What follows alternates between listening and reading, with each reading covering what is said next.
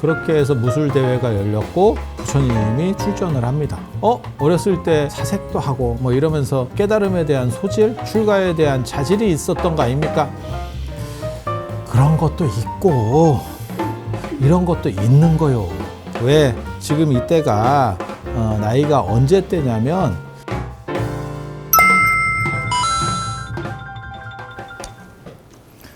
자, 안녕하세요. 부처님 매생에 오늘 할 내용은 65페이지부터 나오는 결혼 이야기예요. 부처님 결혼. 부처님 결혼. 그래, 부처님이 결혼을 했지. 그 옆에 콜리국이라고 하는 나라가 있었고, 부처님 나라는 가비라국이고,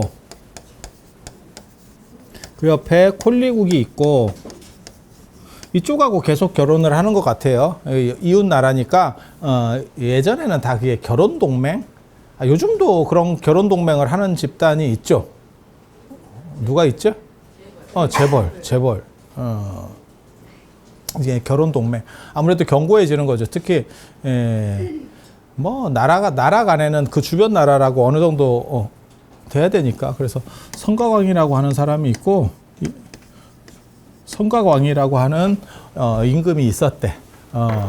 부처님이 이게 무술대회 1등을 하는 아주 재밌는 거예요. 각술쟁원이라고 한자로는 그렇게 나오는데 되게 재밌는 이야기입니다. 예전에 무사집단, 인도뿐만이 아니고 유럽에서도 그런 게 있었어요. 무술대회 1등이 영웅은 미인을 얻는다. 여러분 바깥 양반들도 무술대회 1등 출신일 수 있어. 별로 안 받아주네. 좋은 말을 해도 반응이 없네. 무술대회에서 1등 한 거예요. 그리고 나서 다시는 무술대회에 나가지 않아야겠다라는 생각을 했을 수도 있지. 그래서 그거 전 세계적으로 있는 거예요. 전 세계적으로 있는 풍습인데 그렇게 성가강한테 야쇼다라라고 하는 이쁜 여자가 있었대. 딸이 있었대. 예쁜 딸이 있었대. 야쇼다라.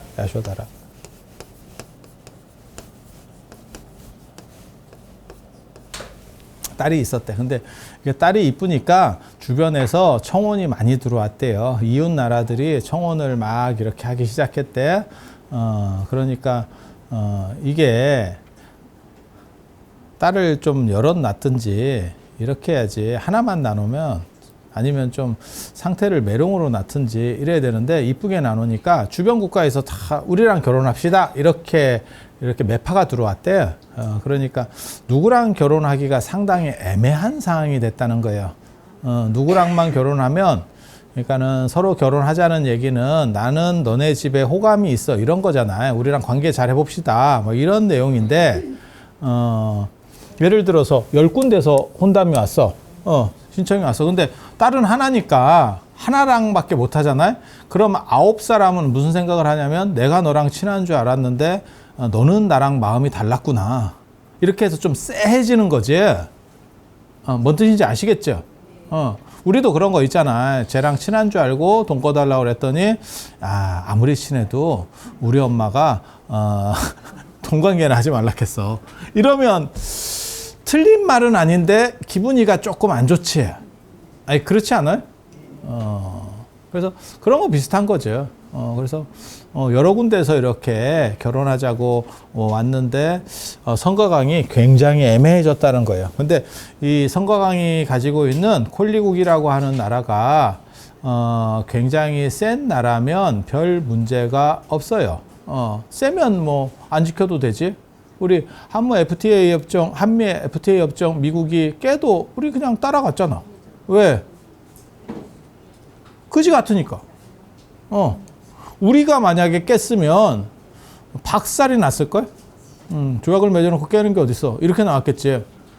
맞을래 지킬래 뭐 이랬겠지. 근데 센 놈이 깨면 말도 못해요. 지금도 현대에도. 그러니까 이게 이 나라가 굉장히 강력하면 굳이 뭐 별 문제가 없겠지. 그런데 이때 이 가비라국도 그렇고 이 콜리국도 그렇고 다 상태가 그렇게 좋은 나라들이 아니에요. 그러니까 기업으로 얘기하면 대기업이 있고 중견기업이 있고 뭐 중소기업이 있고 근데 이건 대기업은 그 당시에 부처님 당시에 대기업이라고 할 만한 나라는 마가다국과 코살라국 뭐 이런 나라들이 있는 거고 이런 나라는 중견기업에서도 좀 핫바리 중견기업 그렇게 그런 정도 생각하시면 돼요. 그래서 자기도 상태가 별론데 게다가 주변의 분위기도 이제 주변 이웃 나라들하고 쎄해지면 별로 안 좋겠다라고 생각을 해서 어떻게 할까 고민에 빠졌다는 거예요. 그때 이제 밑에 있는 신하가 그러면 이러면서 차라리 대회를 열어서 공개적으로 일을 처리하면 능력이 안 되는 놈 승복하겠지 뭐 이렇게 했다는 거예요. 그렇게 해서 무술 대회가 열렸고 거기서 이제 부처님이 출전을 합니다. 부처님이 출전합니다.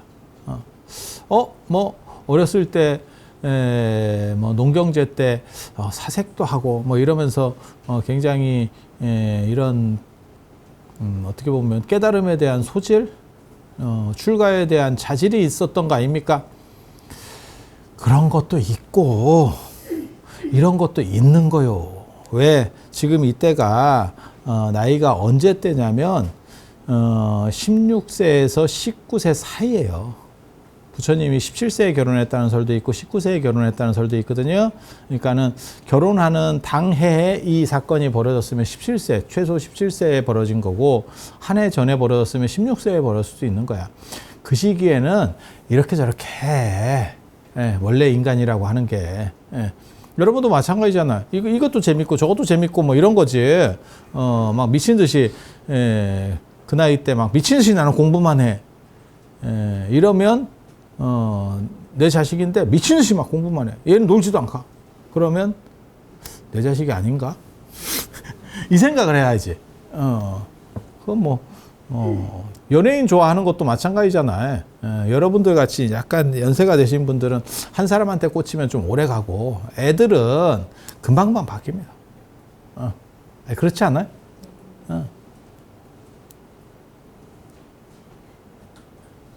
그래. 참 요즘 그런 거 보면 내가 희한하다는 생각이 한다니까. 뭐 이명웅이나 이런 애들 저걸 어떻게 분석을 해야 될까? 내가 이렇게 생각했는데 나는 그렇게 생각하거든요. 이 어른들한테도 욕구가 있었는데 그냥 내 생각이요.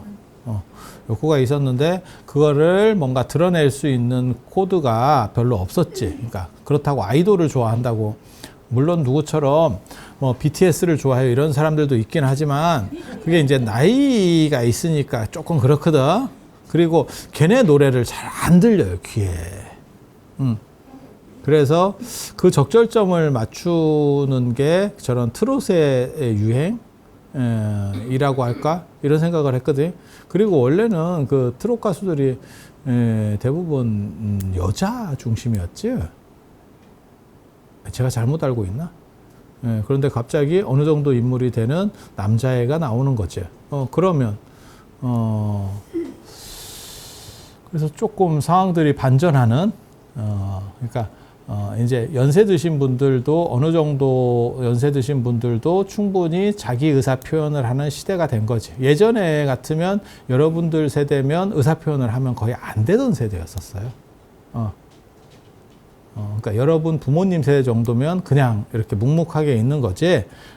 나이 들어서 연세 드신 어른들이 이렇게 막 의사 표현을 할 정도로 그게 안 됐었지. 그런데 지금은 문화가 바뀌었고 그리고 또 다른 방식으로도 계속 그런 표현 욕구들은 나올 거라고 생각해요. 이거는 시작인 거고 또 다른 방식들이 계속 존재할 거라고 생각해요. 그래서 연세 드신 여성분을 대상으로 하는 마케팅이 뭔가 작동을 하면 이게 괜찮을 거다. 우리는 그냥 그런 식으로 생각을 하거든요. 누가 그러던데 저한테 제가 이렇게 보는 관점이나 이런 말하는 게 사뭇 사업가 같대. 근데 그런가? 근데 저는 그냥 세상 흐름이 궁금한 거예요. 정확하게 말하면. 왜? 우리 어머니 세대에는 이런 현상들이 없었거든. 근데 갑자기 생긴 현상이거든, 이게 지금. 그래서, 그러면 뭔가 원인이 있고, 사회적으로, 요청 구조가 존재했었다는 얘기거든요. 거기에 이제 폭발력이 생긴 거니까. 그래서 그 부분들에 대해서는 이렇게 한 번 정도 생각을 해야 된다라고 판단을 하는 거예요. 그래서 아무튼 부처님이 무술대회에 출전을 해서 전에도 제가 말씀을 드렸잖아요. 왕궁에서 배우는 것 중에 세 가지가 있는데 하나가 무술, 그 다음에 어학, 하나가 통치술이거든. 조직관리, 요즘으로 말하면 조직관리. 예, 조직관리. 그 기술을 배웠는데 이 중에서 제일 중요한 게 무술이라고 그랬잖아요. 왜? 무술에서 밀려버리면 끝입니다. 군사력에서 밀리면 끝입니다. 미국이 왜 센데? 패니까 센 거거든. 말로 되는 게 아니잖아요. 여차하면 나중에는 패잖아. 뭐 세상이 정의롭네. 예전보다 뭐 좋아졌어요. 아니야. 맨 위에도 지금도 패고 있는 거야. 패고 있는 거야. 그래서 무술이라고 하는 게 제일 강력한 거고 여기서 엄청난 능력을 보였다니까. 근데 공부 잘하는 사람이 무술 잘하기가 쉬운 게 아닌데. 대부분 공부하는 사람들은 앉아서 하는 뭐 이런 식으로 덜 움직이기 때문에 몸이 좀 약해지기 쉽거든요. 근데 공부 잘하면서 무술하는 사람 우리나라에도 한 명 있었지. 정조. 정조. 활 같은 거 쏜다라고 보면 일반 무관들도 지쳐서 나가 떨어지는데 계속 쏘고 있죠. 그리고 정조는 체력 관리를 계속 했었던 이유가 암살될까 봐거든. 암살될까 봐. 그래서 기본적으로 자기 어떻게 보면 방어 능력은 키워야 되는 상황인 거죠. 근데 부처님이 무술대회에서 1등을 합니다. 경쟁자가 도대체 누구였는지 정확하게 모르겠어요. 그런데 기록에는 나옵니다. 근데 이거는 후대 어떻게 보면 이야기예요. 그게 이제 부처님 동생인 난타, 그 다음에 부처님 사촌 동생인 제바달다, 뭐 이런 사람하고 경쟁을 했대. 거짓말입니다. 거짓말입니다. 부처님 40대에 난타는 20살이 안 돼 있어요. 이 얘기는 뭐냐? 부처님이 이 사건을 겪을 때 난타는 아직 안 태어났습니다. 안 태어났습니다. 네가 어떻게 아느냐? 부처님이 35살에 깨달음을 얻고 35살에 깨달음을 얻고 6년 뒤에 석가족의 나라로 돌아오는데 그럼 41살에 난타는 결혼하려고 그랬어요. 결혼하려고 지금 준비 중이었었어요. 그 당시 귀족들의 결혼 연령은 17세에서 19세입니다. 그러니까 늦게 잡아도 19세. 늦게, 뭐 요즘 같이 30살에 결혼할 수도 있잖아요. 제가 늘상 얘기하잖아요. 지금은 연애 결혼이고 한 명하고만 결혼하는 거고, 옛날에 귀족들은 그냥 나이 차면 결혼하는 거고, 마음에 안 들면 어떻게 합니까? 첩두면 돼. 첩두면 돼. 안 그러면 부인을 또 두면 돼. 이해가 됩니까? 그러니까 굳이 그거 할 필요가 없어. 조선의 왕실의 결혼도 마찬가지예요. 그냥 아버지가 왕이 너 얘랑 결혼해? 그러면 그냥 결혼이야. 그렇게 가는 거지. 저는 저 여자가 마음에 안 들어요. 그럴 필요가 없어. 그냥 또 딴 사람을 첩을 두면 돼. 후궁을 두면 돼. 이해가 되죠? 그러니까 귀족들의 결혼 연령이 크게 밀릴 리가 없어요. 지금하고는 세상이 완전히 달라. 지금은 간도 보고 경제력도 있어야 되고, 그러니까 나도 있어야 되고, 저쪽도 뭐 생각하고, 이것저것 생각하다 보면 이제 좀 늙어가지고, 내가 이 나이에 굳이 해야 되겠니? 이러면서, 그냥 온 김에 그냥 가지. 예, 이렇게 하면서 하다 보면 끝나잖아. 아니, 그렇지 않아? 누구는 그러던데, 혹시라도 모르니까, 결혼할 때를 대비해서, 그거 나 듣고 되게 재밌었어. 그래도, 애는 싱싱할 때 낳아야 되기 때문에, 이게 엄마가 삭으면 애도 상태가 별로 안 좋습니다. 뭔 뜻인지 아시죠? 그렇지 않아요? 그건 뭐 당연한 거죠.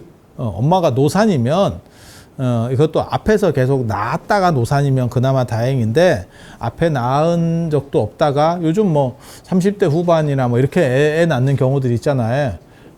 그렇게 좋진 않아요. 그냥 상식적으로. 다 일반화시켜서 얘기하는 건 아니고, 평균적으로 봤을 때 그렇다는 얘기예요. 그래서 나는 어떻게 될지 모르니까, 그래서 난자를 빼놨대요. 그래서 냉동시켜놨대. 좀 쌩쌩할 때 나중에 어떨지 모르니까 빼놨대. 이런 식으로 계산하면 난타가 부처님 41세에 17세에서 19세였다면 부처님이 17세에서 19세 때는 난타는 없어. 그래서 제가 전에 그런 얘기 했었잖아요. 이게 도대체 같은 형제인데 저렇게 나이 차이가 이복 동생이라도 많이 나일 수가 있을까? 저기에 분명히 누군가가 삭제됐을 개연성이 있다. 중간에. 야, 그런 얘기를 하잖아. 근데 기록에는 안 나오니까. 이게 한둘이 빠졌을 개연성이 있는 거예요. 몇 명 정도가 빠졌겠지. 아니, 그냥 우리 상식으로. 우리도 이렇게 연세 많으신 분들, 이렇게 자식들 축원장 예전에 이렇게 쓰다 보면 이렇게 뚝 떨어지는 경우들이 있거든요. 그러면 거기 돌아가신 분이 있어요. 돌아가신 분이 있어. 그래서 그런 생각을 해보는 거고, 그 다음에 제바달다도 아난의 형이거든요. 그래서 아난이 부처님보다 23에서 26, 23에서 27 정도가 어린 사람이에요. 그리고 여기 형이니까 여기서 플러스 한 많아봐야 5. 친형이니까 5 정도? 그러면 경쟁할 수 없습니다. 같이 경쟁할 수가 없습니다. 나이상. 그리고 저런 시절에는 저렇게 뭐 10대, 20대 이럴 때는 몇 년 차이가 커요. 20대 초반까지 안에서는 몇 년 차이가 굉장히 커. 70대, 60대, 70대 되면 몇 년 차이가 어쩌라고. 행님요. 이러면 끝나는 거지, 뭐. 경상도는 여자도 형님이라고 부르잖아. 형님! 무슨 조폭의 후예야? 나 처음에 경상도에 와가지고 형님이라고 부르는 거 보고 내가 되게 재밌었어요. 근데 계속 들으니까, 그게, 나름대로 재밌어. 이렇게 재밌는 거 말고, 약간 이상한 재밌는 거 말고, 나름대로 귀엽습니다.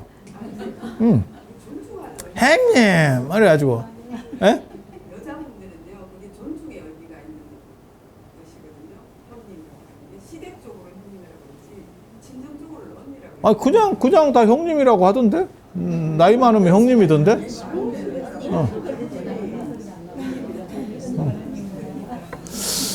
그래서 이거는 사실은 아닌데, 그냥 기록에는 뭐라고 나오냐면, 부처님이 1등을 했고, 난타가 2등을 하고, 제바달다가 3등을 했대.